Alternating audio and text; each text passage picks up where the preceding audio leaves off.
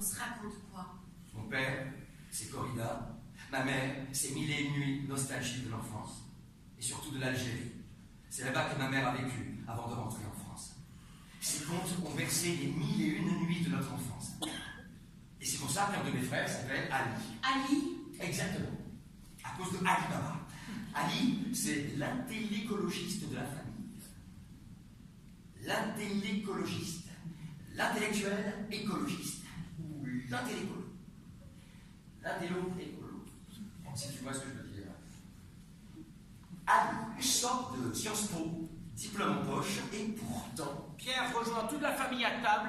Ils sont toujours dans leur costume de corrida et Marie toujours en costume d'infirmière. Je veux faire du miel. Du miel? Oui. Ils sont toujours habillés comme ça? Arrêt sur image de la famille. J'arrive pas à les représenter d'une autre manière. Dans mon souvenir, ils portent toujours leur costume de torero et d'infirmière. On va tenter de s'y faire. L'image se défige. À Bordeaux, tout le monde veut faire du vin, et toi, tu veux faire du miel? Oui, je t'ai jamais vu bouffer de miel. Ça ne veut pas dire que je n'en mange jamais. J'ai aussi mon jardin secret. Et c'est dans ce jardin que j'installerai mes ruches en secret. Tu as raison, mon fils. Il faut des hommes comme toi pour sauver les abeilles. Et comme dans apiculteur il y a le mot happy, tu seras donc heureux au milieu des abeilles. Inch'Allah. Inch'Allah. Et comme on dit à Pampelune, le vin qu'on a bu ne vaut pas le vin qu'on va boire. Ils traquent. La famille se fige. Eh oui, chez les Ortis, on encourage. On chambre un peu, on boit beaucoup, mais surtout, on encourage. Avec ces trois enfants si heureux d'être là, avec une mère aimante au-delà des nuages, avec un torero qui est le roi du courage, alegria. La famille toujours à table se défige. Le courage qu'il m'a fallu pour affronter les taureaux ne vaut pas plus que le courage qu'il faut à un homme pour éteindre un feu, escalader une montagne, sauter en parachute, amputer une jambe ou monter sur une scène de théâtre. Le courage qu'il m'a fallu pour affronter les taureaux ne vaut pas plus que celui de dire non à un père trop autoritaire ou celui de dire oui au problème d'un ami. Le courage de dire « je t'aime » à la femme qu'on aime. Le courage des uns ne vaut pas plus que celui des autres. Dans la vie, chaque personne que vous croiserez saura toujours faire quelque chose de mieux que vous. Et vous saurez toujours faire quelque chose de mieux que chaque personne que vous croiserez. Vous n'êtes supérieur à personne et personne n'est supérieur à vous. Aucun homme ne possède toutes les qualités ou tous les défauts du monde. C'est parce que les hommes sont différents qu'ils se doivent de rester égaux. Vous êtes issus d'un même ventre et de trois œufs différents, élevés dans le même nid, couvés de la même manière, et pourtant vous restez et resterez tous les trois différents. Vous volerez chacun de vos propres ailes et vous vous partagerez le ciel. Et ses nuages, et son soleil.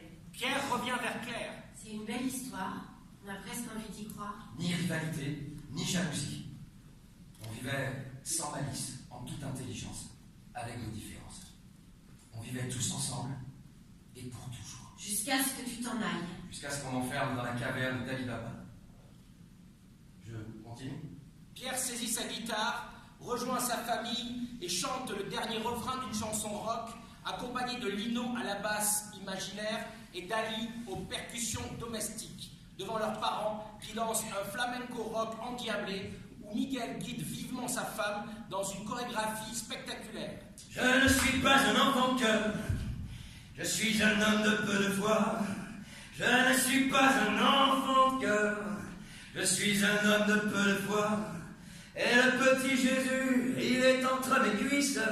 Et le petit Jésus, il est au creux de moi. Et c'est pas moi qui l'ai mis là, non. C'est ma maman et mon papa. Et c'est pas moi qui l'ai mis là. C'est ma maman et mon papa. Je ne suis pas un enfant cœur, je suis un homme de peu de foi. Je ne suis pas un enfant cœur, je suis un homme de peu de foi. Ah, c'est magnifique, mon fils, tu devrais être chanteur. Miguel lève son verre. Et vive le rock'n'roll! Et vive le rock'n'roll! Ali prend la bouteille de vin. Va falloir penser au pourboire. Lino tend son verre. Et fais donc passer le chapeau. Arrêt sur image. Lui, c'est Lino. Son vrai nom, il le doit au Taxi Portobrook, le film culte de mes parents. Et comme Lino Ventura, leur idole, il joue le premier rôle, mon frère s'appelle Lino. Et puis Lino Ortiz s'est pris au jeu, jusqu'au bout, puisqu'il a fini par devenir Taxi. Nourri à la syntaxe de son père spirituel, chaque phrase dans sa bouche ressemble à une réplique des tontons flingueurs. L'image se défige, Ali sert du vin à Lino qui lève son verre. Les pourliches, il y en a pas pour les loufias dans les restables ou les hôtels. Il y en a aussi pour les taxis. Et pour leurs frangins aussi. Bon allez, assez rigolé. Passons aux choses sérieuses. Le chanteur et son big band vont la mettre en veilleuse. N'oublions pas qu'aujourd'hui c'est dimanche. Je t'en prie, mon amour. Tous baissent la tête en regardant leur assiette à la manière d'une prière. Dieu Tout-Puissant, si tu existes, bénis notre repas. Si tu n'existes pas, nous bénissons pour toi. À la santé de ceux qui n'en ont pas. Longue vie à ceux qui le méritent. Pitié à ceux qui ne le méritent pas. Les taureaux s'endorment en comptant les taureaux. Oui. Et quand le taureau se couche, ses deux oreilles. Bronca. Le taureau se couche, la queue entre les jambes. Bronca. Les oreilles et la queue, de quoi faire un vainqueur tout le tour d'un règne. Oui. Miguel débouche la bouteille de vin. Sésame, ouvre-toi. Iftaya Sim Sim. Iftaya Sim Sim. Miguel remplit tous les verres de la table, puis rebouche la bouteille. Sésame, ferme-toi. Ikfil Yassim Sim. Ikfil Sim Sim. Miguel levant la bouteille de vin. Le bar est ouvert. L'opacité du récipient rendant les tricheries possibles, n'oubliez pas que Dieu nous regarde. Et que les anges se fendent la gueule. Et vive les anges. Et vive les anges. Il trinque. Et vive les abeilles. Et vive les abeilles. Il trinque. Et vive les taxi drivers. Et vive les taxi drivers. Il trinque. Attention la compagnie, on désable les portugaises. Le Père Noël va m'apporter un yellow cab. Quoi? Un yellow cab. Un taxi jaune en français, ce Ford Crown Victoria. Tu vas te faire livrer un taxi jaune ici. En pièces détachées, ouais, direct from New York. T'es un grand malade. Et après, tu vas faire quoi? Ah, je vais le remonter, Marty. Mais t'es un grand malade. Un taxi jaune et noir, la couleur des abeilles. Imagine, la berline Victoria garde de Bordeaux, trônant comme un soleil au milieu des poubelles. Ton patron est d'accord. Je lui demande pas son avis. Un Ortiz ne demande son avis qu'à son père. Et à sa mère aussi. Et à sa mère aussi, je ne l'oublie pas, j'ai pas peur. Ton père n'a jamais peur. Ce mot ne fait pas partie de son vocabulaire. Tu as raison, mon fils. Il faut des hommes comme toi pour sauver les taxis. Et comme dans Victoria, il y a le mot victoire, tu seras victorieux au milieu des poubelles. Inch'Allah. Inch'Allah. Il trinque. Et comme on dit à Pampelune, l'abus de modération nuit gravement à la consommation. Miguel s'adresse à Pierre. Voilà Madiba, pour fêter ça, resserre-nous donc un coup de jaja. Droite sur la famille, Pierre rejoint Claire. Eh oui, je m'appelle Madiba. En hommage à Mandela, notre idole révolutionnaire.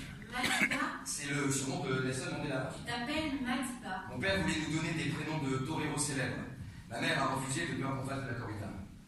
Pour l'église et pour l'état civil, nos prénoms sont Pierre, Paul, Jacques. Mais pour nos parents et pour nous-mêmes, c'était Ali, Lino et Madiba. Arrivé au Japon, j'ai quitté Madiba et j'ai repris mon prénom de baptême. Nous aimions voir le monde à travers nos fenêtres.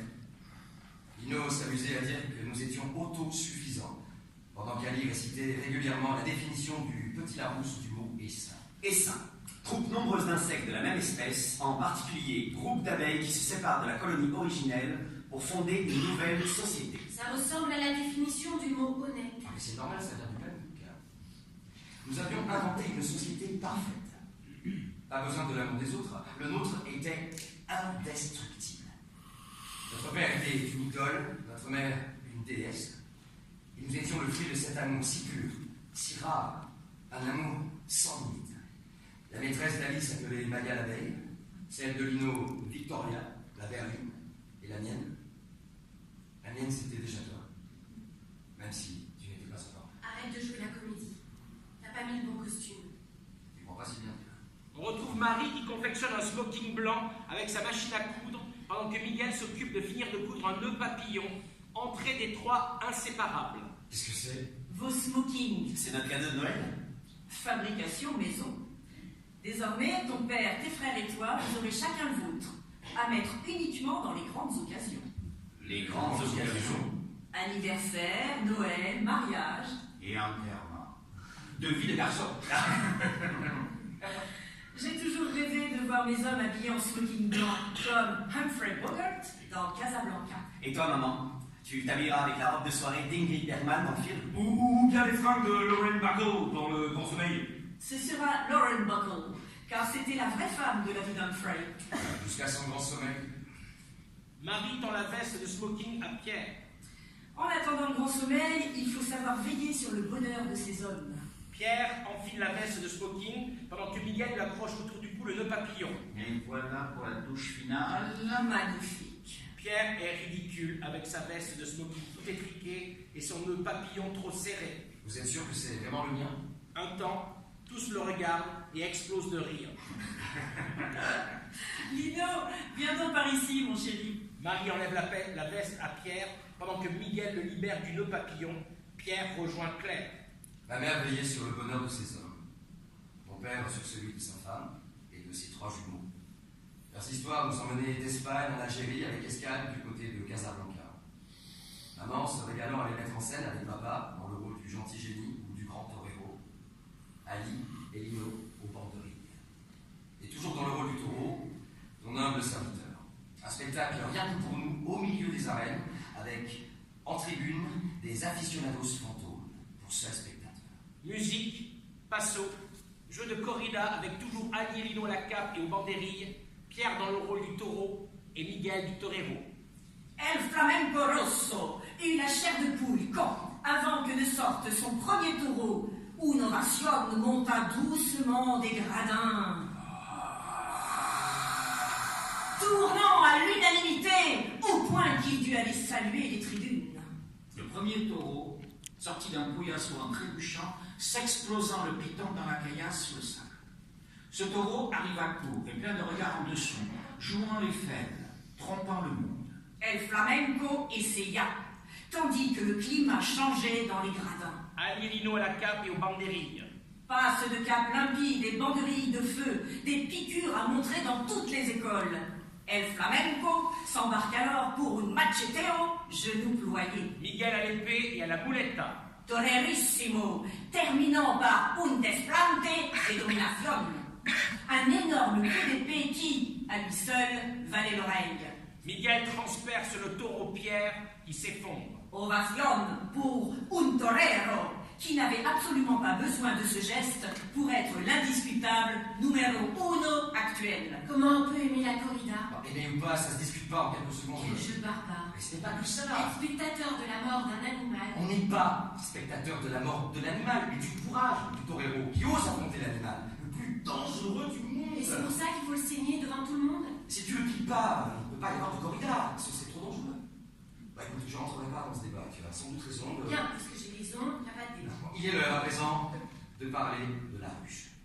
Pas celle d'Ali, celle de toute la famille. La ruche est le nom que mon père a donné à un carolet qu'il a acheté sur les rives d'Arsin. Un carolet, c'est une cabane de pêcheurs en bois posée dans l'eau et juchée sur des pilotis. Alors le pilotis, c'est un long pieu en acacia. Je sais ce que c'est, merci. Le ponton, s'avançant sur la Garonne, la ruche était notre seconde maison au bord de l'eau. Élégante et chassier, elle ressemblait à mon père. La cabane sur l'eau qu'on appelle la ruche. Les jolis bourdons, abeilles charpentières, apportent leur butin à leur petite mère. Je me souvenais plus de ce texte. Moi, je m'en souviens. La Garonne est le fleuve le plus dangereux du monde. Ali et ma mère nous l'ont bien rabâché. Comme la Garonne est soumise à la marée, en période de débit élevé, les voûtes sur la rive gauche créent une sorte de tourbillon qui renforce le danger.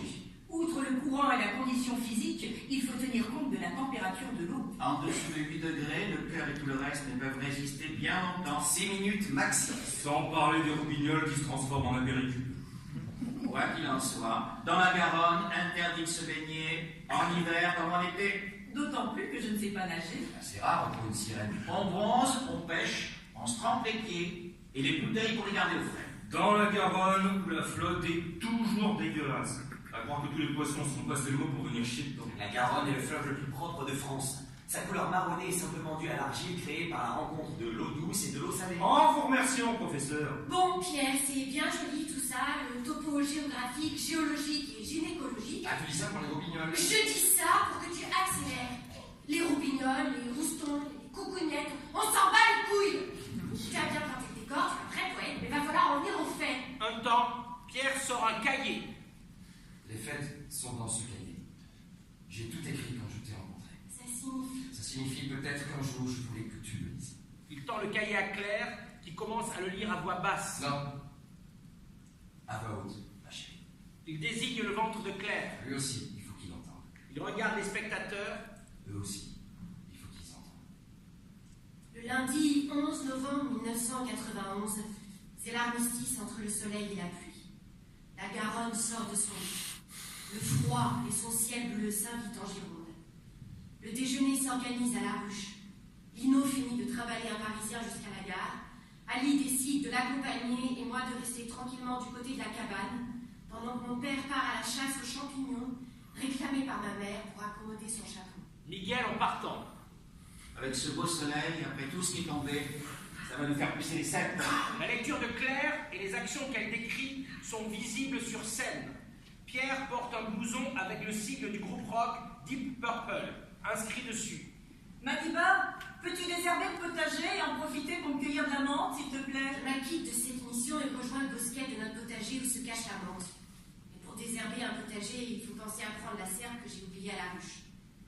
De retour à la cabane, j'aperçois mon père, droit comme un pilotis et scrutant la Garonne glacée et tourbillonnante. Déjà de retour, papa? Toi aussi, tu as oublié quelque chose? Mon père reste immobile et sans réponse. Je n'en suis pas plus étonnée que ça. Nous sommes le 11 novembre. Peut-être s'amuse-t-il toujours au garde à vous ou à jouer aux soldats qui saluent le drapeau. Je rejoins ma mère dans la cabane. Elle n'y est pas. Papa, tu sais où est maman? Sans réponse. Papa? Mon père est toujours en place. Son regard fixé vers l'infini ne m'entend pas. Papa? Qu'est-ce qui se passe? Il ne me voit pas. Où est maman? C'est le bruit du silence. Je cherche autour de moi. Maman? Maman? Et soudain, je la vois. Maman! Elle est là qui se noie, dérivant dans la Garonne qui emporte sa proie. Papa, il y a maman qui se noie! Papa! Dans toute la description de la noyade, seul Miguel est allumé sur scène. Mon père, toujours prostré, ne voit pas que je plonge. Avec toute la force de mon incompréhension, je nage jusqu'à elle. Avec toute la force de mon amour, je la grippe. Elle est évanouie, ou bien déjà morte. Ne pas paniquer, ne pas chercher à lutter contre le courant, je connais les règles. Il faut que je m'allège. J'abandonne mon blouson. Le courant nous entraîne à 2 pas de la berge. Mon père n'a plus qu'à se pencher et nous tendre les bras. Papa! Papa! On ne bouge toujours pas. Nous dérivons plus loin en une poignée de secondes. On coule, on remonte, on coule, on remonte. L'eau et l'air ne font plus qu'un. Le courant nous emporte dans sa toile d'araignée. Non, ce n'est pas une toile, mais ce sont nos filets. Les filets du carnet, les filets de la ruche. Je m'accroche, je nous hisse sur la rive. Le courant nous a pris et il nous a sauvés. Mon père n'a pas bougé une seule seconde. Ma mère ne bouge pas pendant chaque seconde. Elle est morte. Elle est morte. On voit Pierre ruisselant, portant sa mère trempée et inerte. Il la dépose sur le sol à 2 pas de son père. La suite du récit continue à prendre forme sur scène. Elle est morte. Mais elle respire encore.